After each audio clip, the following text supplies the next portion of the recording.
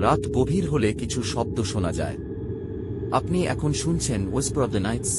আপনারা কখনো কোনো হোটেলে গিয়ে ভুতুড়ে অভিজ্ঞতার শিকার হয়েছেন? আজকের এই ঘটনায় আমরা এমনি এক অভিজ্ঞতার কথা আমরা শুনতে চলেছি। এই ঘটনাটা ঘটেছিল 5 বন্ধুর সাথে। আসুন অঙ্কুশের শোনানো কাহিনী আমরা শুনি তার মতো করে। 2018 সালের ডিসেম্বর মাসে আমরা 5 জন বন্ধু, আমি, রাহুল, সোহেল, ইমরান আর নীল, কলকাতা থেকে দার্জিলিং যাওয়ার পথে এক রাত কাটানোর জন্য শিলিগুড়ির কাছে একটা সস্তা হোটেলে উঠেছিলাম। হোটেলের নামটা বিশেষ কারণে গোপন রাখছি। হোটেলটার নাম শুনে যতটা ভালো লাগে, ভেতরের পরিবেশ ঠিক ততটাই অস্বস্তিকর। রিসেপশনের লোকটা আমাদের দেখে এক মুহূর্ত থমকে গিয়েছিল। তারপর জিজ্ঞেস করল, আপনারা কয়জন? আমি বললাম 5 জন। লোকটা একটু অদ্ভুতভাবে হেসে বলল, ঠিক আছে, রুম নাম্বার 307। সেই হাসিটা এখনও আমার চোখের সামনে ভাসে। রুম 307 ছিল 3 তলায়। হোটেলে কোনো লিফট ছিল না, তাই বাধ্য হয়ে সিঁড়ি দিয়ে উঠতে হলো। রুমটা বেশ বড়, 2টো ডাবল বেড, একটা সোফা, একটা আয়না, যেটা অকারণেই দেয়ালের একপাশে বসানো। সব ঠিকই ছিল, শুধু একটা জিনিস ছাড়া। রুমে ঢুকেই আমার কেমন যেন লাগছিল। আমার প্রতিনিয়ত মনে হচ্ছিল কেউ আমাদের ওপর নজর রাখছে। আমি এই কথা বন্ধুদের বললে নীল হেসে বলেছিল, আরে ভয় পাস না, হোটেল মানেই নতুন জায়গা, মাঝে মাঝে এমন ফিলিং হয়। আমরা ভেবেছিলাম হয়তো ক্লান্তির জন্যই এসব খেয়াল আসছে। রাত 11টার দিকে সবাই ডিনার করে ঘুমানোর প্রস্তুতি নিচ্ছিল। হঠাৎ রাহুল বলল, তোরা কি এসির আওয়াজটা শুনছিস? এসির মতো আওয়াজ, কিন্তু এসি বন্ধ। মনে হচ্ছিল কারো নিঃশ্বাস নেওয়ার শব্দ। আমি উঠে বাথরুমের জন্য গেলাম। দরজা খুলে দেখলাম ভেতরে কেউ নেই, কিন্তু আয়নার সামনে দাঁড়াতেই আমার বুক কেঁপে উঠল। আয়নায় আমার প্রতিফলন, আর ঠিক আমার পেছনে একটা ছায়ার মতো অবয়ব, লম্বা, কালো, মুখটা স্পষ্ট নয়। আমি চোখ বন্ধ করে আবার তাকালাম। না, কিছুই নেই।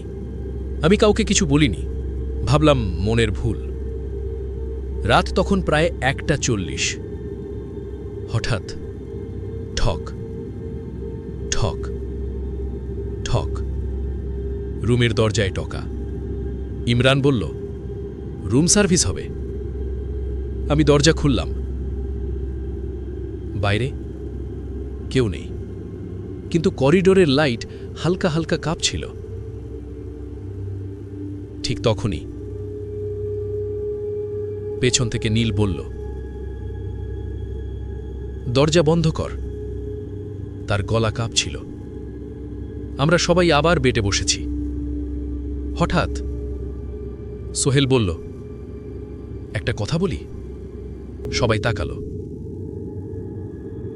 সে বলল, আমরা কয়জন? রাহুল বলল, 5 জন। এই প্রশ্ন কেন? সোহেল ফিসফিস করে বলল, না, আমি একটা ছায়া দেখেছি। কোথায়? আয়নায়। আমরা সবাই একসাথে আয়নার দিকে তাকালাম। এইবার আমিও নিজেও দেখলাম আয়নায় 6 জন মানুষের প্রতিচ্ছবি, কিন্তু রুমে আমরা 5 জন মানুষ। ঠিক তখনই রুমের লাইট নিভে গেল। অন্ধকারে কারো হাঁটার শব্দ। তারপর একটা গলা শোনা গেল। একদম ধীরে ধীরে কেউ বলে উঠল, তোমরা ঠিক গুনতে পারোনি। ঠিক তখনই লাইট আবার জ্বলে উঠল।